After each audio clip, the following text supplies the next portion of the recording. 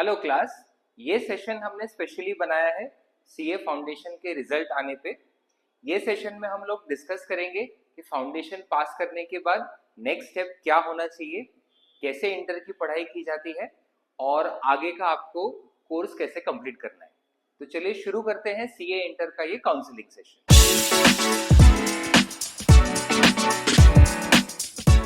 सबसे पहले जो बच्चे सितंबर 2025 का रिजल्ट जो अभी आया है उसमें जिन्होंने फाउंडेशन क्लियर किया है उनको मेरी तरफ से कॉन्ग्रेचुलेशंस एंड आगे के आपके स्टडी के लिए, स्टडी जर्नी के लिए बेस्ट ऑफ लक। ये सेशन में हम लोग पहले डिस्कस करेंगे कि जो सीए फाउंडेशन क्लियर नहीं कर पाए हैं उनके लिए सबसे पहला स्टेप क्या होना चाहिए। सो बेसिकली कोई भी एग्जाम देने पे दो पॉसिबिलिटीज होती है, या तो आप पास हो सकते हो या फिर फेल। तो अगर सीए फाउंडेशन इस अटेम्प्ट में क्लियर नहीं हुआ है तो नेक्स्ट अटेम्प्ट के लिए कैसे प्रिपरेशन होना चाहिए, क्या क्या स्टेप्स लेने चाहिए और जनवरी एग्जाम के पहले आपका क्या क्या कंप्लीट होना चाहिए वो डिस्कस करते हैं। तो सबसे पहला स्टेप जो है वो है आपका मेंटल एटीट्यूड।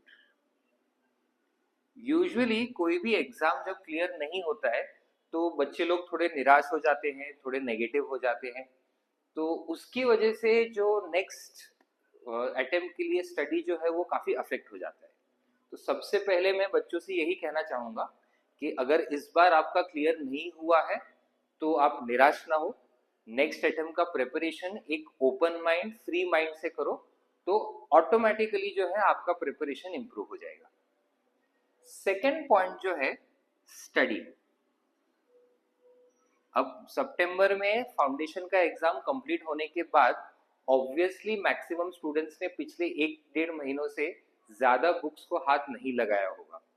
सो काफ़ी सारे टॉपिक्स जो है दिमाग से निकल गए होंगे, कंटिन्यूटी ब्रेक हो गया होगा। सो यहाँ पे स्टूडेंट्स यूजुअली एक गलती क्या करते हैं कि वापस स्टडी शुरू करते टाइम उसी टॉपिक्स को स्टडी करते हैं जो उनको लगता है कि उन्हें या तो बहुत अच्छे से आते हैं या फिर उस टॉपिक्स को जाके स्टडी करते हैं जो उनको पिछले अटेम्प्ट में सॉल्व करना नहीं आया। तो ऐसा सिलेक्टिव स्टडी आपको सेकेंड अटेम्प्ट के लिए नहीं करना है। सेकेंड अटेम्प्ट के लिए आपको हमेशा करना है कंप्लीट स्टडी। बिकॉज जब आपने एग्जाम दिया आपने कंटिन्यूस काफी महीनों तक स्टडी किया था, सारे टॉपिक्स पढ़े थे, बट उसके बाद थोड़ा गैप आ गया है। तो जो टॉपिक्स आपको आ रहे होंगे वो भी थोड़ा बहुत भूल गए हो। सो जब नेक्स्ट अटेम्प्ट का स्टडी शुरू होता है तो आपको फर्स्ट टू लास्ट पूरा वापस रिवीजन करना है। सो जिस दिन रिजल्ट आ जाता है उस दिन एक ब्रेक ले लीजिए एंड नेक्स्ट डे से वापस जो है आप 10 to 12 आवर्स का स्टडी शेड्यूल आराम से फॉलो कर सकते हो, जिसमें चारों सब्जेक्ट को आपको फर्स्ट चैप्टर से पढ़ना शुरू करना है और ऐसे ही पढ़ना है जैसे आप पहली बार पढ़ रहे हो, पूरा डिटेल में। उसकी वजह से क्या होगा, जो जो टॉपिक्स छूट गए होंगे वो भी कवर हो जाएंगे। सेकेंडली जो आते होंगे टॉपिक्स बट गैप आ जाने की वजह से भूल गए रहोगे वो वापस रिवाइज हो जाएंगे। थर्ड पॉइंट जो आपको करना है वो है आंसर बुक्स मंगवाना। सो इंस्टीट्यूट जो है हमें ऑप्शन देती है, बेसिकली अपने फाउंडेशन में 4 पेपर्स है, 2 एमसीक्यू और 2 रिटन पेपर्स। जो एमसीक्यू पेपर्स है वो तो वापस नहीं मिलते हैं, बट जो रिटन पेपर्स है अकाउंट्स और लॉ के, तो वो आप अपने पेपर्स मंगवा सकते हो। तो एक ऑप्शन है कि इंस्टीट्यूट के वेबसाइट पे ही आप जाके एप्लीकेशन कर सकते हो आंसर बुक्स मंगवाने के लिए। दूसरा ऑप्शन है आरटीआई के through, right to information act. अब इंस्टीट्यूट के वेबसाइट पे जाके जब आप करते हो तो उसका फीस हो जाता है 500 रुपीज पर पेपर, बट जब आरटीआई एक्ट के अंडर एप्लीकेशन करते हो तो सिर्फ 10 रुपीज पे करके आपको दोनों पेपर मिल जाते हैं। ये आरटीआई का एप्लीकेशन सिर्फ फाउंडेशन नहीं, इंटर और फाइनल के स्टूडेंट्स भी यूज कर सकते हैं, जिसमें सिर्फ 10 रुपीज पे करके आपको आपके सारे पेपर्स जो है वो मिल जाते हैं और उसको आप एनालाइज कर सकते हो कि एग्जैक्टली क्या मिस्टेक्स हुए। अब एक बार आप इंस्टीट्यूट के वेबसाइट पे अप्लाई करो या आरटीआई के थ्रू अप्लाई करो, एटलीस्ट 1 मंथ तो लगता है पेपर्स आने के लिए। तब तक आपको नेक्स्ट एग्जाम का फॉर्म भर देना है। सो नेक्स्ट एग्जाम का फॉर्म ऑटोमेटिकली भर दीजिए एंड साथ साथ में जो है पेपर मंगवाने का एप्लीकेशन कर दीजिए। 1 महीने बाद जब ये पेपर आता है तो आपको अपना क्वेश्चन पेपर और जो आंसर शीट आया है इंस्टीट्यूट से वो दोनों चेक करना है। एग्जैक्टली क्या क्या मिस्टेक्स हुई है, कहाँ कहाँ पे आपने गलत किया है, वो एनालाइज करना है। ये जो मिस्टेक्स होंगी उन मिस्टेक्स को आपको 2 टाइप्स में क्लासिफाई करना है। एक तो है जो है एक्चुअल मिस्टेक्स, मतलब कुछ आंसर्स आपको नहीं समझ आए, आपने गलत कर दिया, आपको उस टाइम पे नहीं सूझा क्या स्टेप करना चाहिए था। दूसरा जो है एग्जाम के टाइम कभी कभी बच्चों को पैनिक हो जाता है या फिर थोड़ा टेंशन आ जाता है, जिसकी वजह से नॉर्मल सिचुएशन में जो आंसर वो लिख पाते होंगे एग्जाम में जाके वही आंसर थोड़ा बहुत गलत कर देते हैं, कुछ गलत वर्ड्स यूज कर देते हैं, कुछ गलत कैलकुलेशंस हो जाते हैं।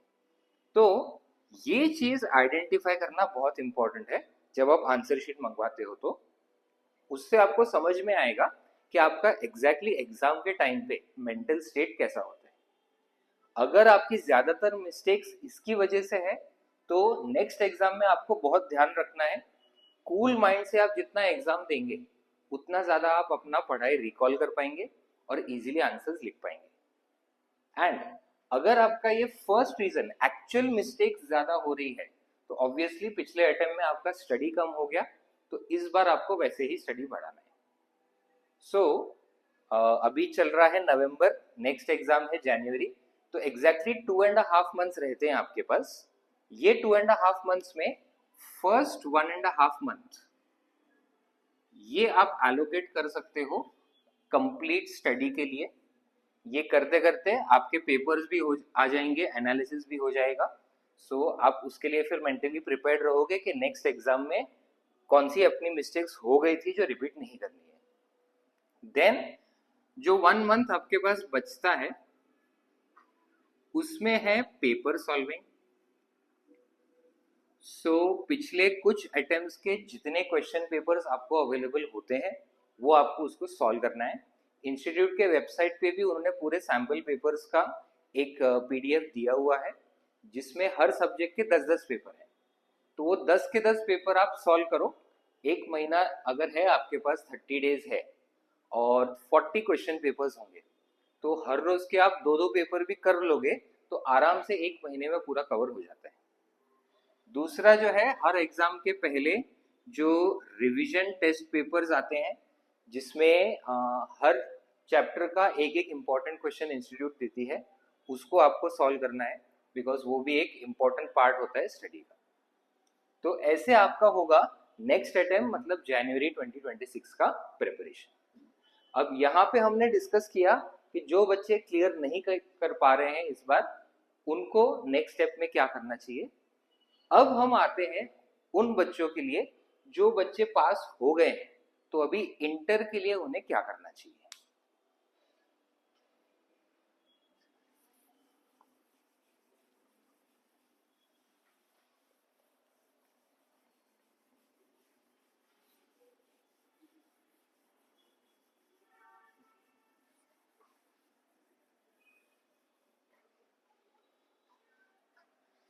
अब आते हैं उन बच्चों पे जिन्होंने इस बार का फाउंडेशन एग्जाम क्लियर किया है। तो आपके लिए अभी नेक्स्ट स्टेप है इंटर। अब सीए इंटर में बेसिकली स्टडी के 2 ग्रुप्स है, ग्रुप 1 ग्रुप 2, और दोनों भी ग्रुप्स में 3-3 सब्जेक्ट्स है। 3 सब्जेक्ट्स में ग्रुप 1 में advanced accounting, tax and law, और ग्रुप 2 में audit, financial management, strategic management, और 6th सब्जेक्ट है कॉस्टिंग। अब प्रीवियस ईयर ये पैटर्न चेंज हुआ है जिसमें 3+3 6 सब्जेक्ट्स हुए हैं। पहले जो है इंटर में दोनों ग्रुप्स में 4+4 टोटल मिला के 8 सब्जेक्ट्स होते थे, जिसकी वजह से दोनों ग्रुप का एग्जाम एक साथ देना काफी डिफिकल्ट होता था। बट अभी 6 सब्जेक्ट्स होने की वजह से दोनों ग्रुप का प्रिपरेशन बहुत इजीली हो सकता है। दूसरा पॉइंट ये है कि आपने फाउंडेशन एग्जाम क्लियर किया है सितंबर 2025 का, तो इंटर एग्जाम देने के लिए आप क्वालिफाई करते हो सितंबर 2026, मतलब एग्जैक्टली एक साल के बाद सितंबर का एग्जाम आप इंटर का दे सकते हो।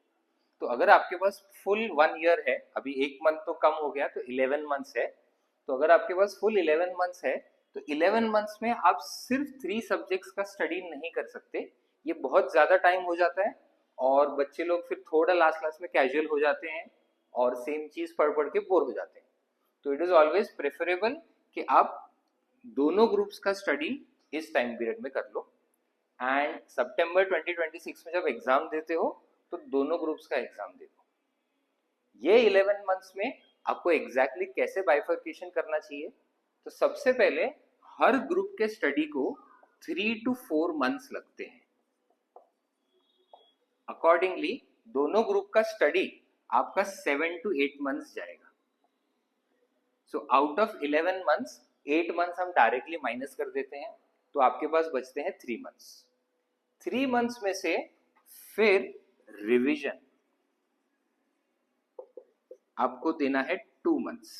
अब ये 2 मंथ्स में आपका 2 बार रिवीजन होना चाहिए, मतलब हर महीने में 6 के 6 सब्जेक्ट्स जो है, जितने आपके क्लास के नोट्स है प्लस जो इंस्टीट्यूट के मॉड्यूल्स है, उसको आप वापस पूरा रिसॉल्व करेंगे। एक महीने में एक बार, तो 2 महीने में ये पूरा 2 बार कंप्लीट हो जाना चाहिए। देन लास्ट का जो 1 मंथ बचता है, इसमें होगा paper solve. Now CA exam में जो पेपर सॉल्विंग होता है, इसका बहुत ही इंटरेस्टिंग पर्पस है। बेसिकली आप कभी भी अगर 11-12 का एग्जाम दे रहे हैं, ग्रेजुएशन पोस्ट ग्रेजुएशन का एग्जाम दे रहे हैं, तो हर कोई आपको रेकमेंड करता है कि आप प्रीवियस ईयर के पेपर्स सॉल्व करो, बिकॉज आगे के पेपर वैसे ही आते हैं जैसे पहले आ चुके हैं।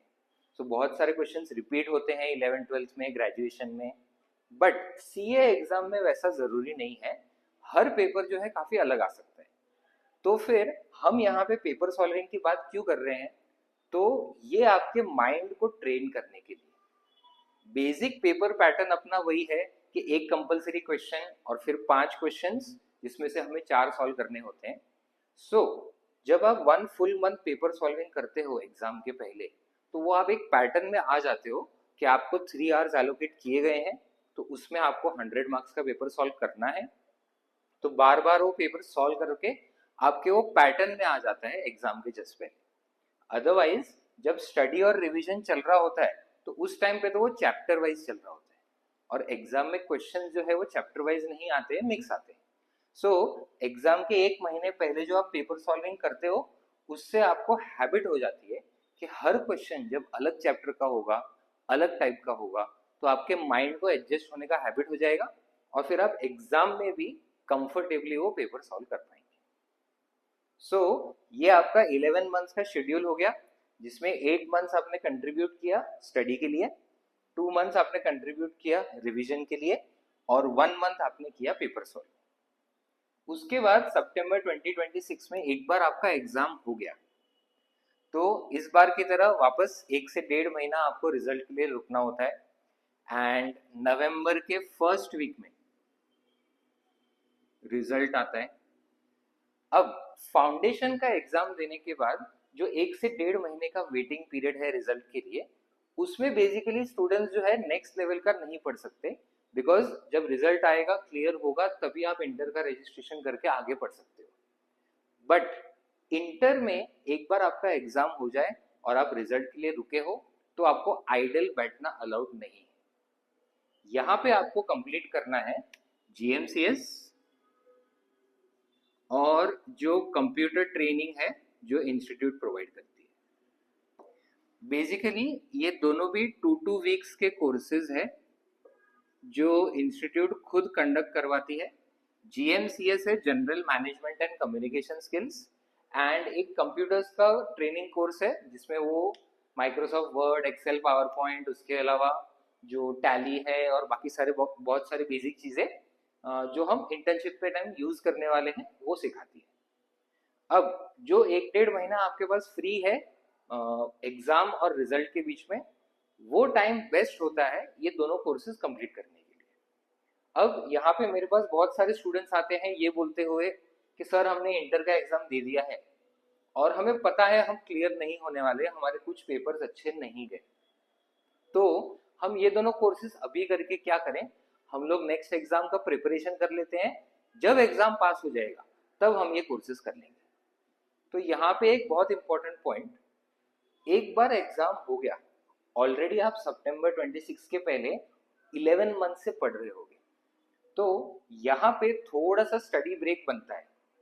ऑब्वियसली अगर आप कॉन्फिडेंट नहीं हैं या फिर आपको स्टडी में कंटिन्यूटी मेंटेन करना है, तो आप 1.5 मंथ में रिजल्ट का वेट करते करते पढ़ाई कर भी सकते हो, बट जितना टाइम आप यूजुअली देते हो 10 to 12 आवर्स, उतना टाइम आप स्टडी को नहीं दे पाओगे।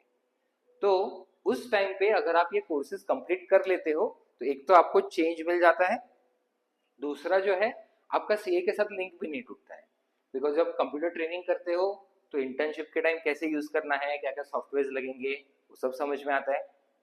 और जीएमसीएस में भी आप जो बच्चे सीए पढ़ रहे हैं उनके साथ ही रहते हो। एंड अगर नवंबर में रिजल्ट आया और आपको पता चला आपने एग्जाम क्लियर कर लिया है, तो दोनों ग्रुप क्लियर होने के बाद आपका इंटर्नशिप शुरू करना पड़ता है। बट अगर आपका ये दोनों कोर्सेज कंप्लीट नहीं होंगे तो अलग से वापस जाना पड़ता है कोर्स कंप्लीट करने के लिए।